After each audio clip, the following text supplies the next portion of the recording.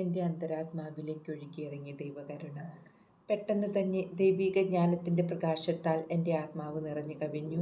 ഓ അഗ്രാഹ്യനായ അത്യുന്നതൻ്റെ തിരുഹൃദയത്തിനരികെ വിശ്രമിക്കുമ്പോൾ എൻ്റെ ആത്മാവ് അനുഭവിക്കുന്നത് എനിക്കെങ്ങനെ പറഞ്ഞറിയിക്കുവാൻ സാധിക്കും? എനിക്കത് വാക്കുകളിൽ വിവരിക്കുവാൻ കഴിയുന്നില്ല. തൻ്റെ ജീവിതത്തിൽ ഒരിക്കലെങ്കിലും അല്പമെങ്കിലും ഈ വലിയ പ്രസാദപരം അനുഭവിച്ച ആത്മാക്കൾക്ക് മാത്രമേ ഇത് മനസ്സിലാക്കുവാൻ സാധിക്കുകയുള്ളൂ. എൻ്റെ മുറിയിൽ ഞാൻ തിരിച്ചെത്തിയപ്പോൾ യഥാർത്ഥ ജീവിതത്തിൽ നിന്ന് മരണത്തിലേക്ക് കടന്നു വന്നതുപോലെ എനിക്ക് തോന്നി. എൻ്റെ പൾസ് ചങ്കിടിപ്പ് നോക്കുവാനായി ഡോക്ടർ വന്നപ്പോൾ അദ്ദേഹം അത്ഭുതപ്പെട്ടു. സഹോദരി, എന്തു സംഭവിച്ചു? സഹോദരിക്ക് ഇതുപോലെ ഒരിക്കലും പൾസ് കൂടിയിട്ടില്ലല്ലോ. ഇത്രയും ശക്തിയായി ഇത് കൂടുവാനുള്ള കാരണം എന്താണ്? ഞാൻ അദ്ദേഹത്തോട് എന്തു പറയും? എൻ്റെ പൾസ് ഇത്രമാത്രം ഉയരുവാനുള്ള കാരണം എനിക്ക് തന്നെ അറിഞ്ഞുകൂടാ. ദൈവത്തിനായുള്ള ദാഹത്താൽ ഞാൻ മരിക്കുകയാണ് എന്ന് മാത്രം എനിക്കറിയാം. എന്നാൽ ഞാനത് അദ്ദേഹത്തോട് പറഞ്ഞില്ല.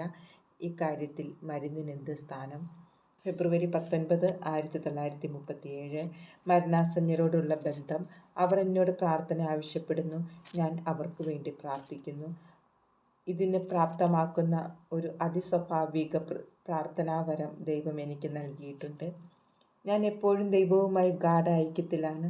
ആത്മാക്കളെ ദൈവകരുണയിലേക്ക് ആനയിക്കുവാനായിട്ട് അവർക്ക് വേണ്ടിയാണ് ഞാൻ ജീവിക്കുന്നത് എന്ന ആത്മീയ ബോധ്യം എനിക്കുണ്ട്.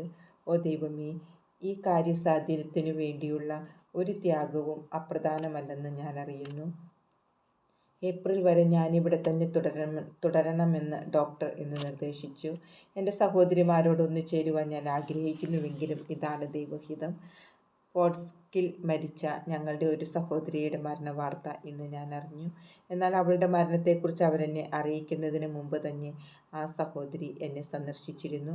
ഫെബ്രുവരി 28, 1937. ഹോസ്പിറ്റലിലെ അന്തേവാസികൾക്കായി ഒരു ധ്യാനം ഇന്നു മുതൽ ഞങ്ങളുടെ ചാപ്പലിൽ തുടങ്ങി. ആഗ്രഹമുള്ളവർക്കെല്ലാം അതിൽ പങ്കെടുക്കാമായിരുന്നു. എല്ലാവരെയും ഒരുമിച്ച് കൂട്ടി ഒരു ദിവസം ഫാദർ ബെനവന്തുര 1 മണിക്കൂർ പ്രസംഗിച്ചു. അദ്ദേഹം ആത്മാക്കളോട് നേരിട്ടാണ് സംസാരിച്ചത്. ഈ ധ്യാനത്തിൽ ഞാനും പങ്കെടുത്തു. ദൈവത്തെ കൂടുതൽ ആഴത്തിൽ അറിയുവാനും അങ്ങനെ വളരെ തീഷ്ണതയോടെ അവിടുത്തെ സ്നേഹിക്കുവാനും ഞാൻ ആഗ്രഹിച്ചു. എന്തെന്നാൽ അറിവ് എത്ര ഉന്നതമാണോ അത്രയും ശക്തമായിരിക്കും സ്നേഹവും എന്ന് ഞാൻ അറിഞ്ഞിരുന്നു. ഇന്ന് ഈ വാക്കുകൾ ഞാൻ ശ്രവിച്ചു. ആത്മാക്കൾക്ക് വേണ്ടി പ്രാർത്ഥിക്കുക. അങ്ങനെ അവർ കരുണയുടെ സിംഹാസനത്തെ സമീപിക്കുവാൻ ഭയപ്പെടാതിരിക്കട്ടെ. പാപികൾക്ക് വേണ്ടി പ്രാർത്ഥിക്കുന്നതിൽ മടുപ്പ് തോന്നരുത്. അവരുടെ ആത്മാക്കൾ എൻ്റെ ഹൃദയത്തിന് എത്ര വലിയ ഭാരമാണെന്ന് മനസ്സിലാക്കുക. മരണതുല്യമായ ഈ സഹനത്തിൽ നിന്ന് എന്നെ മോചിപ്പിക്കുക. എൻ്റെ കരുണയെ പകർന്നു നൽകുക. ഫെബ്രുവരി 24. ഇന്ന് വിശുദ്ധ കുർബാനയുടെ സമയത്ത് മരണാസന്നനായ ഈശോയെ ഞാൻ ദർശിച്ചു. ദിവ്യനാഥൻ്റെ സഹനം എൻ്റെ ശരീരത്തിലേക്കും ആത്മാവിലേക്കും അദൃശ്യമായ രീതിയിൽ തുളഞ്ഞു കയറി. അല്പസമയത്തേക്ക് മാത്രമേ ഞാൻ അനുഭവിച്ചുള്ളൂവെങ്കിലും ആ വേദന അതികഠിനമായിരുന്നു. നോമ്പുകാല സങ്കീർത്തനങ്ങൾ ആലപിച്ചു കൊണ്ടിരുന്നപ്പോൾ അവിടുത്തെ സഹനത്തെ ഓർത്ത് എൻ്റെ ഹൃദയം തേങ്ങിപ്പോയി. എൻ്റെ കണ്ണുനീർ നിയന്ത്രിക്കുവാൻ എനിക്ക് കഴിഞ്ഞില്ല. മറ്റുള്ളവരിൽ നിന്ന് എവിടെയെങ്കിലും മറിഞ്ഞിരുന്ന് സ്വതന്ത്രമായി അവിടുത്തെ പീഡാസഹനത്തിൻ്റെ ദുഃഖത്തിലായിരിക്കുവാൻ ഞാൻ ആഗ്രഹിക്കുന്നു. ഫാദർ ആൻഡ്രാഷിൻ്റെ നിയോഗങ്ങൾക്കായി ഞാൻ പ്രാർത്ഥിച്ചപ്പോൾ അദ്ദേഹം ദൈവത്തിന് എത്ര പ്രിയങ്കരനാണെന്ന് എനിക്ക് മനസ്സിലായി. അപ്പോൾ മുതൽ ഒരു വിശുദ്ധനെന്ന പോലെ ഞാൻ അദ്ദേഹത്തെ ആദരിക്കുവാൻ തുടങ്ങി. ഇതെനിക്ക് വലിയ ആനന്ദം പ്രദാനം ചെയ്തു. ഇതിനായി ഞാൻ ദൈവത്തിന് നന്ദി അർപ്പിച്ചു. ഇന്ന് വിശുദ്ധ കുർബാനയുടെ ആശീർവാദ സമയത്ത് ഈശോയെ ഞാൻ ദർശിച്ചു. അവിടുന്ന് എന്നോട് അരുളിച്ചെയ്തു, എല്ലാ കാര്യങ്ങളിലും നിന്റെ ആത്മീയ പിതാവിനെ അനുസരിക്കുക. അവൻ്റെ വാക്കുകൾ എൻ്റെ തിരുഹിതമാണ്. അവൻ്റെ അധരങ്ങളിലൂടെ ഞാൻ തന്നെയാണ് സംസാരിക്കുന്നതെന്ന് നിന്റെ ആത്മാവിൻ്റെ ആഴങ്ങളിൽ നിനക്ക് ബോധ്യമുണ്ടായിരിക്കണം.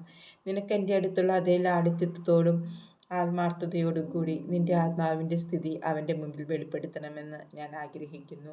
എൻ്റെ മകളെ, ഞാൻ വീണ്ടും പറയുന്നു, അദ്ദേഹത്തിൻ്റെ വാക്കുകൾ നിന്നെക്കുറിച്ചുള്ള എൻ്റെ തിരുമനസ്സായിരിക്കും. ഇന്ന് വളരെ തേജസ്വിയായി ദിവ്യനാഥനെ ഞാൻ ദർശിച്ചു.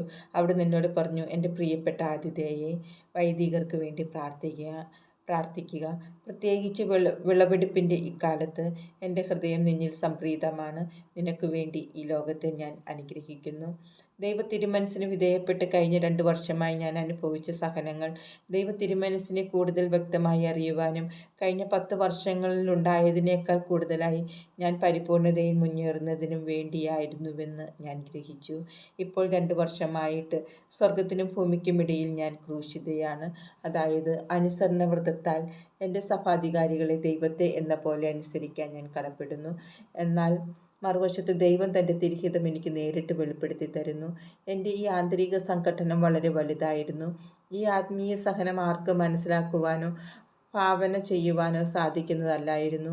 ആ വേദനകളിലൂടെ 1 മണിക്കൂർ സമയം വീണ്ടും കടന്നു പോകുന്നതിനേക്കാൾ നല്ലത് ജീവിതം അവസാനിക്കുന്നതാണെന്ന് എനിക്ക് തോന്നുന്നു. ഈ വിഷയത്തെക്കുറിച്ച് ഞാൻ കൂടുതൽ എഴുതുന്നില്ല. കാരണം ആർക്കും അത് പറഞ്ഞറിയിക്കുവാൻ സാധിക്കുകയില്ല. ഒരാൾ നേരിട്ട് വ്യക്തമായി ദൈവ തിരുമനസ്സ് അറിയുകയും അതേസമയം സഭാധികാരികളിലൂടെ പരോക്ഷമായി വെളിപ്പെടുന്ന ദൈവ തിരുമനസ്സിനോട് പരിപൂർണ്ണ അനുസരണയുള്ളവളായി ജീവിക്കുകയും ചെയ്യണം. ദൈവമേ, എനിക്കൊരു ആത്മീയ പിതാവിനെ നൽകിയതിന് ഞാൻ അങ്ങേക്ക് നന്ദി പറയുന്നു. അല്ലെങ്കിൽ ഒരു ചുവട് പോലും ഞാൻ മുന്നേറുകയില്ലായിരുന്നു. എൻ്റെ പ്രിയപ്പെട്ട 17 വയസ്സുള്ള കുഞ്ഞു സഹോദരിയിൽ വാൻഡ ഇന്ന് മനോഹരമായ ഒരു കത്ത് എനിക്ക് ഈ ദിവസങ്ങളിൽ ലഭിച്ചു. ഒരു സന്യാസ ഭവനത്തിൽ പ്രവേശിക്കുവാൻ സഹായിക്കണമെന്ന് അവൾ എന്നോട് അഭ്യർത്ഥിക്കുകയും യാചിക്കുകയും ചെയ്തു. ദൈവത്തിനു വേണ്ടി എന്ത് ത്യാഗവും ചെയ്യാൻ അവൾ സന്നദ്ധയാണ്. അവളുടെ എഴുത്തിൽ നിന്ന് ദൈവം തന്നെ അവളെ നേരിട്ട് നയിക്കുന്നുവെന്നും പറയുവാൻ കഴിയും. ദൈവത്തിൻ്റെ മഹാകരുണയിൽ ഞാൻ ആനന്ദിക്കുന്നു. ഇന്ന് ദൈവമഹത്വം എന്നെ വലയം ചെയ്യുകയും ആത്മാവിൻ്റെ ആഴങ്ങളിലേക്ക് ആഴ്ന്നിറങ്ങുകയും ചെയ്തു. ദൈവത്തിൻ്റെ അനന്ത മഹിമ എന്നിൽ നിറഞ്ഞു കവിഞ്ഞു. ഞാൻ അവിടുത്തെ ഉന്നത പ്രതാപത്തിൽ ആമഗ്നയായി. എൻ്റെ ജീവൻ്റെ ഉറവിടവും പൂർണ്ണതയുമായ ദൈവത്തിൽ ഞാൻ പൂർണ്ണമായും അലിഞ്ഞ് അപ്രത്യക്ഷമായി. എൻ്റെ ഈശോയെ, അങ്ങ് കൽപ്പിക്കുന്ന വലിയ കാര്യങ്ങൾ ചെയ്യുന്നതിലല്ല ആത്മാവിൻ്റെ മഹത്വം കുടികൊള്ളുന്നതെന്ന് ഞാൻ വ്യക്തമായി അറിയുന്നു. അല്ല, ഒട്ടുമല്ല. ആത്മാവിൻ്റെ ശ്രേഷ്ഠത അതിലല്ല. അങ്ങയോടുള്ള ഉന്നതമായ സ്നേഹത്തിലാണത് കുടികൊള്ളുന്നത്. ഓ ഈശോയെ, ഏറ്റവും ഉന്നതമായ നേട്ടങ്ങൾ പോലും അങ്ങയോടുള്ള പരിശുദ്ധമായ സ്നേഹത്താൽ പ്രേരിതമായി ചെയ്യുന്ന ഒരു പ്രവൃത്തിയോട് തുലനം ചെയ്യുവാൻ സാധിക്കുകയില്ലെന്ന് എൻ്റെ അന്തരാത്മാവിൽ ഞാൻ അറിയുന്നു. അങ്ങയോട് വിശ്വസ്തയായിരുന്ന് അങ്ങയുടെ ആജ്ഞകൾ നിറവേറ്റുവാൻ മാത്രമാണ് ഞാൻ ആഗ്രഹിക്കുന്നത്. അങ്ങ് എന്നോട് ആവശ്യപ്പെടുന്നതെല്ലാം പൂർത്തിയാക്കുവാൻ എൻ്റെ സർവ്വശക്തിയും ബുദ്ധിയും ഞാൻ ഉപയോഗിക്കുന്നു. എന്നാൽ ദൈവമേ, മമതയുടെ ഒരു നിഴൽ പോലും ഒന്നിനോടും എനിക്കില്ല. അവയെല്ലാം അങ്ങയുടെ തിരുവിഷ്ടമായതുകൊണ്ട് ഞാൻ ചെയ്യുന്നു എന്ന് മാത്രം. എൻ്റെ സൃഷ്ടാവും നാഥനുമായ ദൈവമേ, എൻ്റെ സ്നേഹം മുഴുവനും ഈ ജോലികളിലല്ല, മറിച്ച് അങ്ങിൽ തന്നെയാണ്.